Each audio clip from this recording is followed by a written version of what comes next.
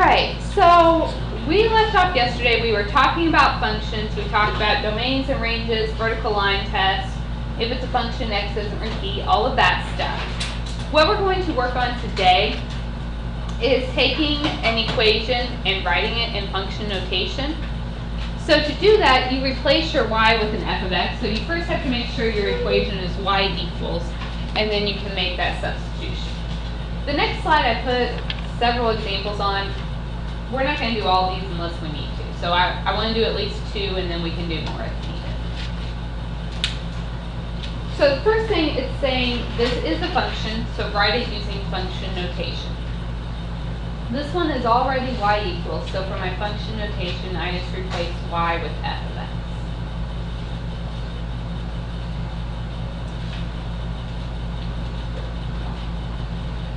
Then it asks me to find f of -5 and f of b. That's where the function notation is handy.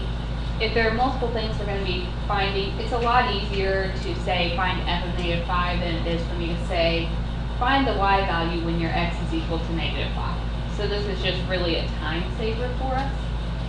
So f of -5 just means plug in -5 for all your x's.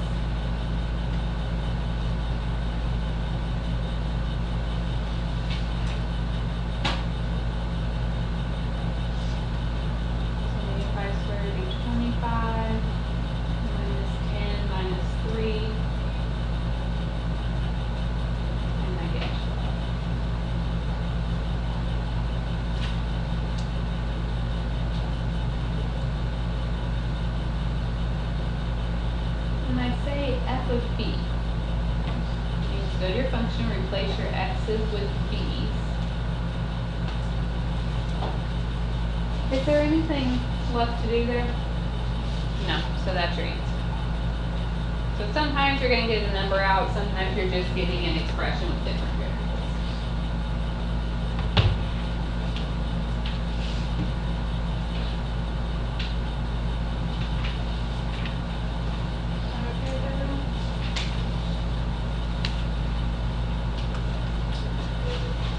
The final piece of, oh, actually, let's do one more. Got ahead of myself here.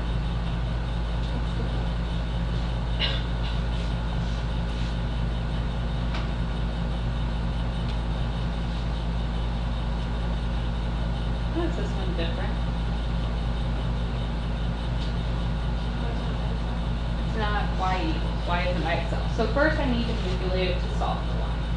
So what do you want to do? Okay, so if I subtract 2x,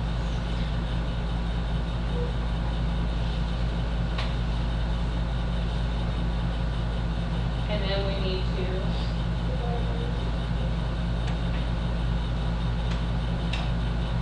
okay, you could leave it like this. You could flip it and divide each of those. So 6 divided by -3 would be -2. -2 over 3 would just be a positive 2/3 x. I don't care which way you write it. But for the function notation, I need to do what? Place our y with f of x. So I've got 3 different variations of how you could write that up there. It doesn't matter which you pick. Then I asked for you to find f of -5. Plug that in.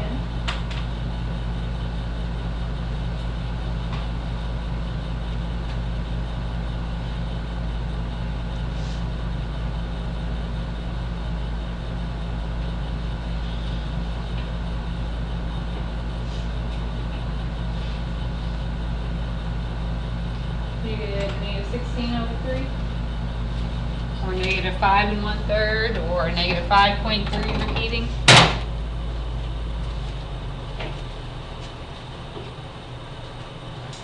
And when I ask for f of b, all you have to do is plug in a b for your x, and then there's nothing left to solve.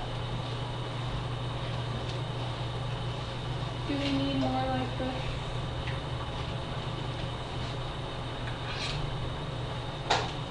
So now, my last piece is talking about increasing, decreasing, and constant.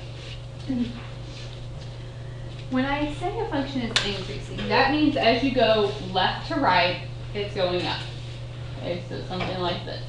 Left to right, it's going up. Decreasing is going down as you go from left to right. And constant is no change, so like before, it's on a line. Big thing is the left to right piece. You know, people look at something and they see this, and they say, oh, that line's going up, it's increasing.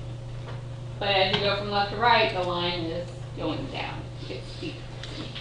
I'm going to ask you for intervals where this happens. And the number one mistake, you have to use the x values when you tell me the intervals. Because if it's a function, x never gets repeated, right? If I say it's happening between 2 and 3, there's only one place on your graph where x is between 2 and 3. The issue is with y's, let's say, I gave you just this. If you tell me your graph is increasing between 0 and 2, and you're talking about the y's, there are 2 times my graph had y values between 0 and 2, on the way up and on the way down. So you have to list the x because those are unique. Those don't get repeated, and your y's could. So that's probably the most common mistake, is using the y values instead of the x's. So I just have a few graphs, and we're just going to practice this.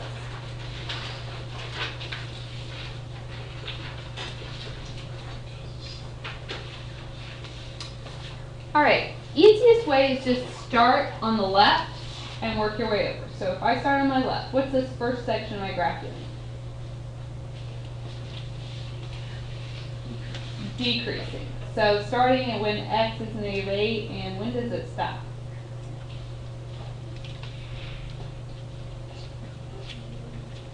-5.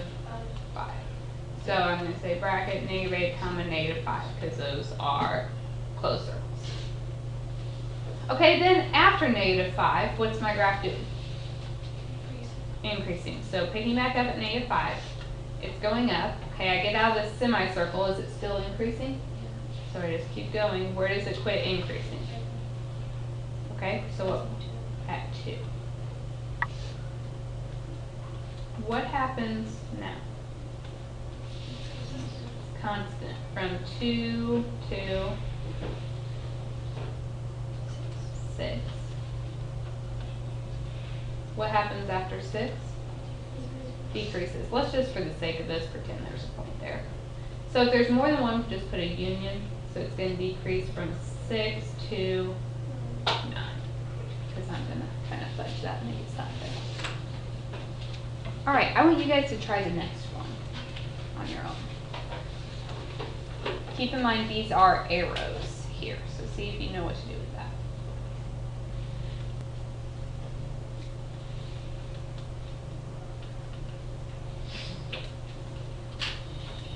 All right, what's the first section doing? Decreasing. Now be careful. This arrow tells me it keeps going forever, so where is it coming from?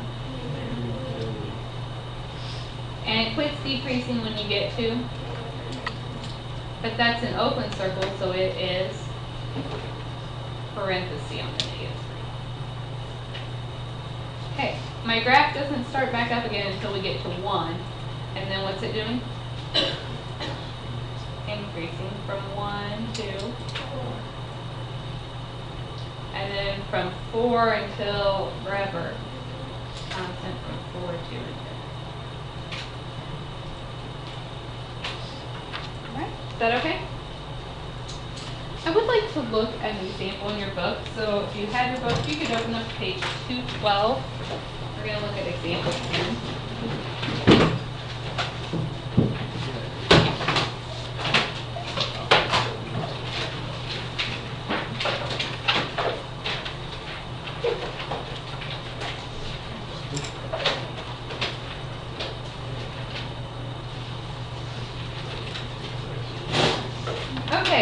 Tells us the figure shows the relationship between the number of gallons, G of T, of water in a small swimming pool and time in hours T. By looking at the graph, we can answer questions about the water level at various times. So, part A. What is the maximum number of gallons of water in the pool?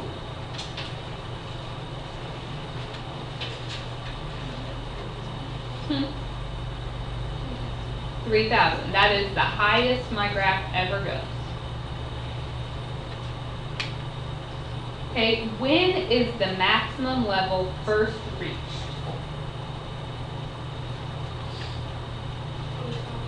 25 hours. So does everybody see that? You first hit the 3,000 mark after 25 hours. B. For how long is the water level increasing?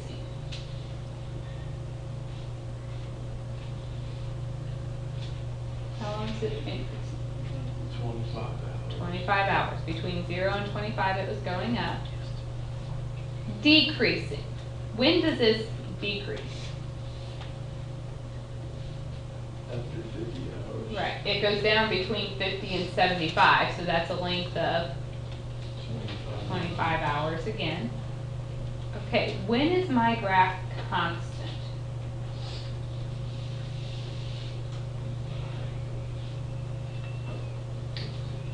Between 25 and 50 and 75 and 100, so that would be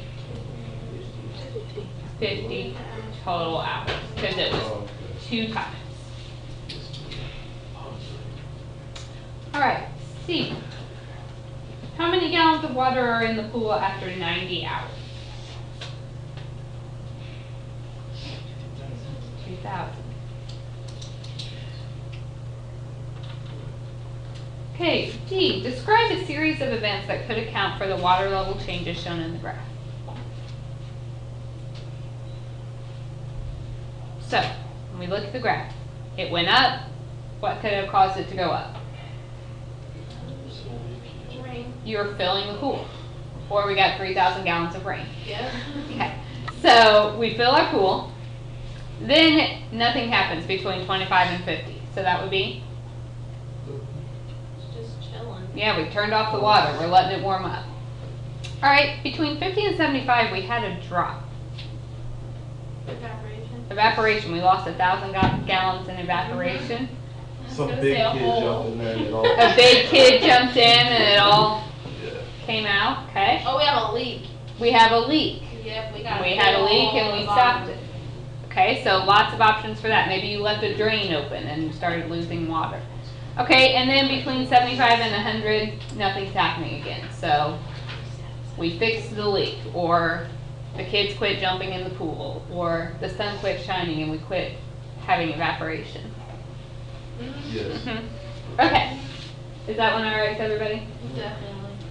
All right, let me ask you a few more questions about this.